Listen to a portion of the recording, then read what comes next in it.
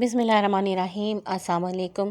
Channel خوفناک رات میں آپ سب کو ویلکم کہتے ہیں اور امید کرتے ہیں کہ آپ سب خیریت سے ہوں گے اور ہمارے چینل کی سٹوریز کو انجوائے کرتے ہوں گے۔ آپ کتنا انجوائے کرتے ہیں ہمیں فیڈ بیک سے ضرور آگاہ کیجیے گا۔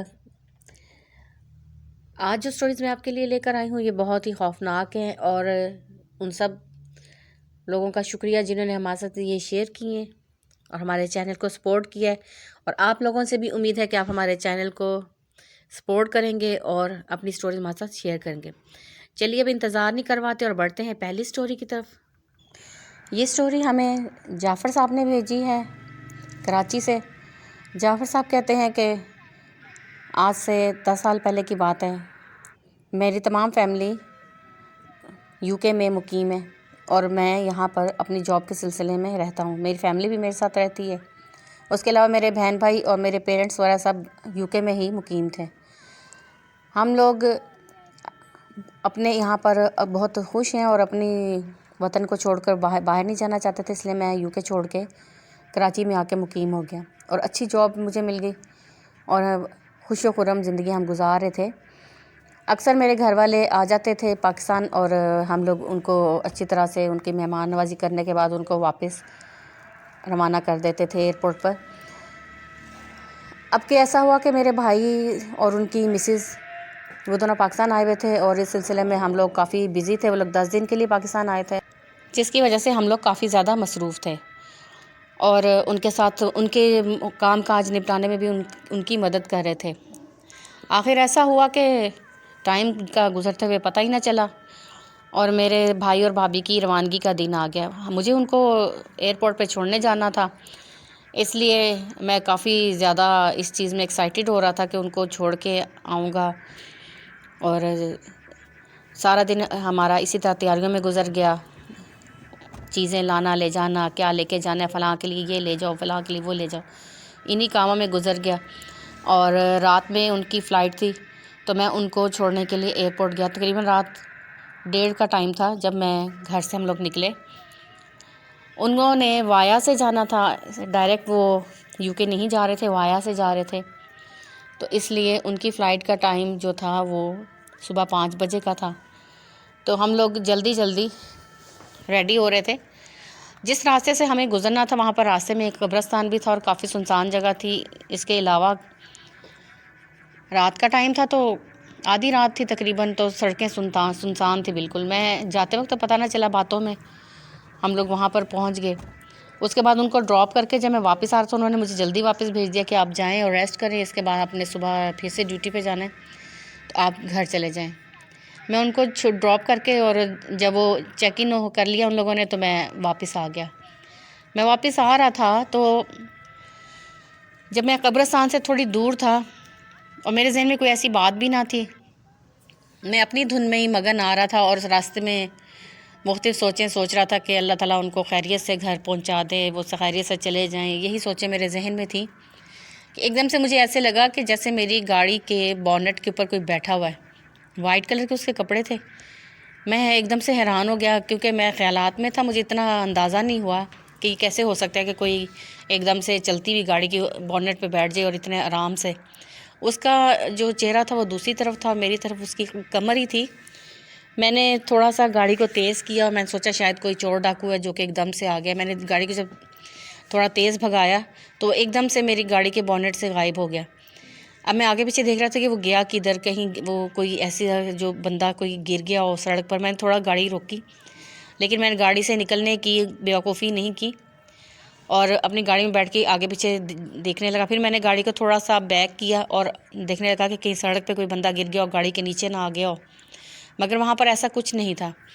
میں نے اللہ کا نام لے کے پھر گاڑی چلا دی۔ جب گاڑی چلی تو مجھے یوں لگا کہ جیسے میری ڈگی والی سائڈ پہ کھلا ہے اور بند ہوا ہے ڈھکن، ڈگی کا جو ہوتا ہے بیک وہ کھل کے بند ہوئی ہے۔ میں حیران ہو گیا کہ یہ ایسا کیسے ہو سکتا ہے۔ میں نے تو جب تمام سامان نکالا تھا تو اچھی طرح سے ڈگی کو لاک کیا تھا، تو یہ کیسے کھل گئی اور بند ہو گئی۔ تو میں ایک پریشان ہو کے پیچھے دیکھنے لگا مگر وہاں پہ مجھے نظر کچھ نہیں آ رہا تھا۔ بہرحال میں بیک میرر سے پیچھے بھی دیکھ رہا تھا اور ساتھ ساتھ میں ڈرائیو کر رہا تھا۔ گاڑی میں وزن بہت زیادہ بڑھ گیا تھا اور کافی عجیب سی اس کی سپیڈ جو تھی تیز نہیں ہو پا رہی تھی، بالکل سست ہو گئی تھی، اتنی کہ گاڑی پہ اس قدر وزن تھا کہ گاڑی کی سپیڈ ایسے تھی کہ کوئی اگر چلتا ہوا بندہ بھی چاہے تو آ کے گاڑی کو چھو لے، اتنی اس کی سپیڈ تھی۔ یوں لگ رہا تھا کہ جیسے ایک گدھا گاڑی کے اوپر بہت سا سامان لادا ہو تو جو کنڈیشن ہوتی ہے وہی اس وقت گاڑی کی ہو رہی تھی۔ میں بہت حیران ہو رہا تھا، مگر جیسے تیسے میں گھر تک پہنچا اور میں نے گاڑی کو جلدی سے گیراج میں چھوڑ کے تو میں اپنے کمرے میں آ گیا۔ میں نے اپنی مسز کو جگایا اور اس کو تمام بات بتائی، تو کہنے لگی کہ ہو سکتا ہے کہ آپ کو وہم ہوا، اور رات کا ٹائم ہے، نیند کی حالت میں بھی ہوں گے آپ، تو آپ کو شک ہوا ہوگا، کوئی وہم ہو گیا ہوگا، آپ تھوڑی دیر آرام کر لیں، ریسٹ کر لیں، ہو سکتا ہے کہ آپ کا اتنے دنوں کی ایگزرشن سے آپ کے دماغ پہ کوئی اثر آ رہا ہے اور اس وجہ سے آپ کو ایسا ہو رہا ہے۔ میں نے بھی اس چیز کا کوئی خیال نہ کیا اور میں سو گیا۔ صبح اٹھے، اپنے آفس چلے گئے۔ جب شام ہوئی تو مجھے بہت زیادہ نیند نے گھیرا ہوا تھا، اور اس کے علاوہ ایسے لگ رہا تھا جیسے بخار آ رہا ہے مجھے، تو میں یہی سوچ کر جا کر لیٹ گیا کہ کئی دنوں کی تھکاوٹ ہے، ان کے ساتھ بھاگ دوڑ کرتا رہا ہوں تو اسی لیے ایسا محسوس ہو رہا ہوگا، اور ہر چیز جھٹک کر میں لیٹ گیا۔ میرے لیٹنے کے تھوڑی دیر بعد میری مسز بھی کمرے میں آ گئی اور کہنے لگی کہ بچے بھی سو گئے تو اس لیے آپ سو جائیں آپ بھی۔ میں بھی سو گیا، ہم لوگ شام ہی ہم سو گئے، یہی کوئی ٹائم ہوگا 8 ساڑھے 8 کا، تو ہم لوگ جلدی سے سو گئے ہوئے تھے کیونکہ بہت زیادہ تھکے ہوئے تھے۔ تقریباً 10 کا ٹائم تھا، 10:30 کا، تو ہمیں ایسا لگا کہ کمرے کے دروازے پہ کسی نے بہت تیزی سے نوک کی ہے۔ میری مسز نے اٹھ کے دروازہ کھولا تو وہاں پر کوئی بھی نہیں تھا۔ وہ کہنے لگی کہ شاید بچے نوک کر کے نہ چلے گئے، میں دیکھ کر آتی ہوں انہیں مسئلہ کیا ہے۔ وہ یہ کہہ کے بچوں کے کمرے کی طرف چلی گئی۔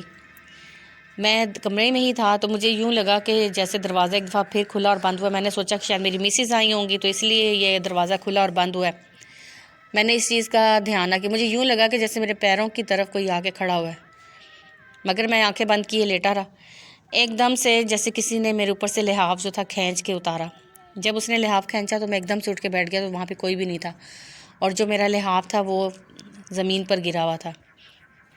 میں نے ایک دم سے اٹھا اور میں نے لحاف کو اٹھا کے دوبارہ سے بیڈ پہ رکھا، بیڈ کے نیچے دیکھا، آگے پیچھے جھانکا، پھر گھر میں نکل گیا، پورے گھر میں گھوم کر میں نے دیکھا تو میری مسز بچوں کے کمرے میں بیٹھی ہوئی تھی، اور بچے شاید کوئی بات اس سے کر رہے تھے۔ میں کمرے میں گیا تو میری مسز کہنے لگی کہ بچے کہہ رہے ہیں کہ ابھی ان کو کمرے میں کچھ کھٹکا محسوس ہوا تھا، انہوں نے اٹھ کے دیکھا تو انہیں کھڑکی پہ کوئی ہیولا نظر آیا۔ میں نے ان کو بتایا کہ میرے ساتھ بھی کچھ ایسا ہی ہوا ہے۔ ہم سب مل کر ہم نے گھر چھان مارا مگر کہیں پہ کچھ بھی نہ تھا، دروازہ بھی اندر سے لاک تھا، اس کے علاوہ کوئی ایسی جگہ نہیں تھی جہاں سے کوئی آ سکتا، کیونکہ کھڑکیوں پہ بھی ہم نے گرل لگائی ہوئی تھی۔ پھر اگلے روز بھی یہی کچھ ہوا ہمارے ساتھ، پھر سے دروازہ نوک ہوا، پھر سے میری مسز اٹھی، وہ گئی بچوں کے کمرے تک، بچے سو رہے تھے، وہ جلدی سے واپس آئی تو وہ ایک دم اس نے چیخ مار دی۔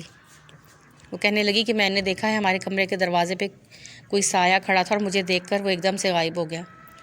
جب اس نے یہ بات کہی تو اب کچھ چیزیں جو تھیں ہماری سمجھ میں آ رہی تھی اور کچھ نہیں آ رہی تھی۔ بہرحال میں نے اگلے روز اپنے ایک دوست سے اس بات کا ذکر کیا تو کہنے لگا کہ آپ پولیس میں بھی انفارم کر دیں، کوئی ایسا نہ ہو کہ کوئی لوگ آپ کے پیچھے آ رہے ہوں اور آپ کے لیے کوئی مسئلہ کرنا چاہ رہے ہیں، اور دوسرا یہ کہ آپ کسی مولانا صاحب کے پاس بھی جائیں۔ مجھے دونوں باتیں اس کی معقول لگیں تو میں نے پولیس میں بھی اس چیز کے بارے میں انفارم کیا کہ میرے ساتھ یہ باتیں ہو رہی ہیں کہ کل کو کوئی ایسا مسئلہ نہ ہو، اس چیز سے بچنے کے لیے۔ اور میں مولانا صاحب کے پاس بھی گیا۔ جب میں نے مولانا صاحب کے پاس گیا تو انہوں نے مجھے تمام حقیقت بتائی کہ آپ رات کے اندھیرے میں آپ واپس آ رہے تھے اور آپ کو تنگ کر رہی تھی وہ چیز، مگر وہ چیز جو تھی وہ آپ کے ساتھ آپ کے گھر تک آ گئی ہوئی ہے اور وہ گھر کے اندر اب قیام کر گئی ہے، لیکن ہم اس کا کچھ نہ کچھ علاج ڈھونڈ لیں گے۔ میں تو بہت زیادہ پریشان ہو گیا اور میں گھبرا گیا، اور میں نے جلد از جلد مولانا صاحب سے کہا کہ ہمیں اس مصیبت سے چھٹکارا دلائیں، کیونکہ میرے گھر میں چھوٹے چھوٹے بچے ہیں، میں نہیں چاہتا کہ کل کو بڑا مسئلہ ہو۔ مولانا صاحب نے کچھ باتیں اور کچھ چیزیں ہمیں بتائیں کہ آپ نے یہ چیزیں اپنے گھر میں نہیں کرنی، اور یہ چیزیں جو ہیں آپ ان کی پابندی کریں۔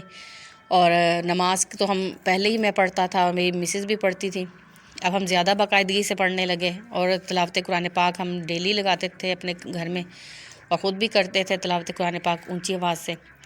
اس کے علاوہ ہم لوگوں نے صدقہ خیرات بھی کیا، اور جو چیزیں مولانا صاحب نے بتائی تھی وہ ہم نے کی، تو الحمدللہ اللہ نے ہمیں اس مصیبت سے نجات دلائی۔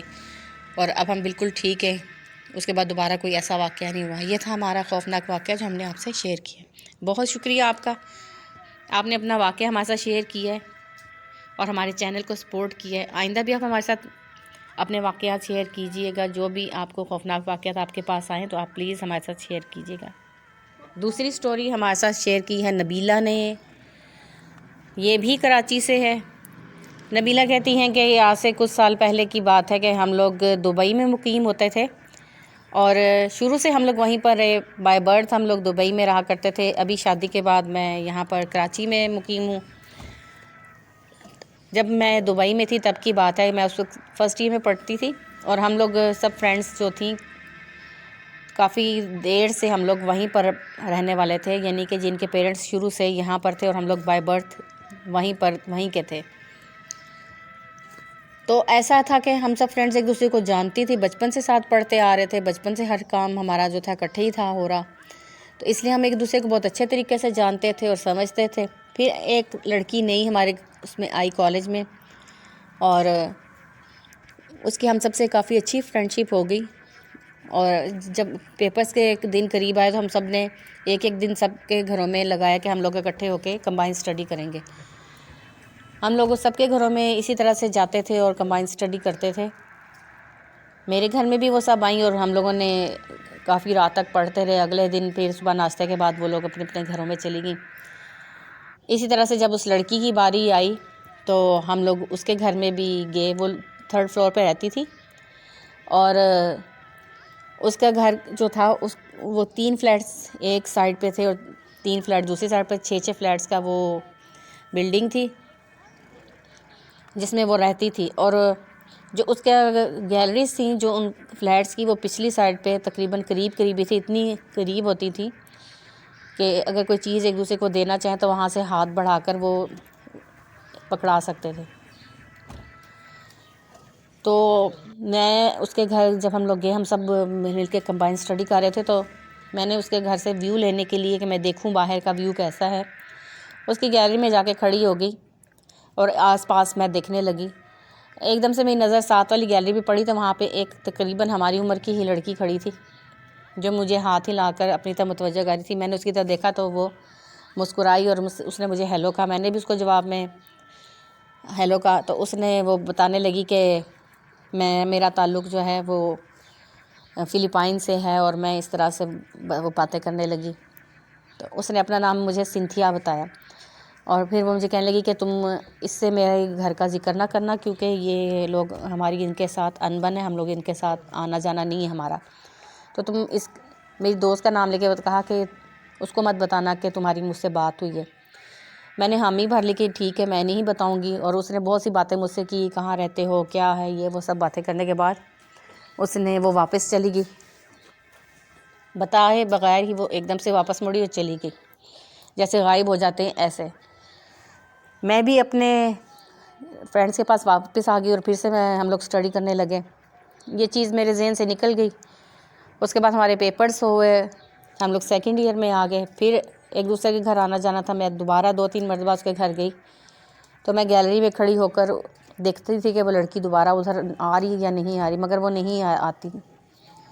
پھر ایک دن ایسا ہوا کہ پھر سے ہم لوگ کمبائن اسٹڈی کر رہے تھے تو پھر میں وہاں شام کا ٹائم تھا، میں کھڑی ہوئی تو میں نے دیکھا کہ وہ لڑکی وہیں پہ کھڑی تھی اور اب کی دفعہ اس کا چہرہ دوسری طرف تھا. میں نے اس کو ہلکے ہلکے آوازیں دی مگر وہ میری طرف نہیں مڑی.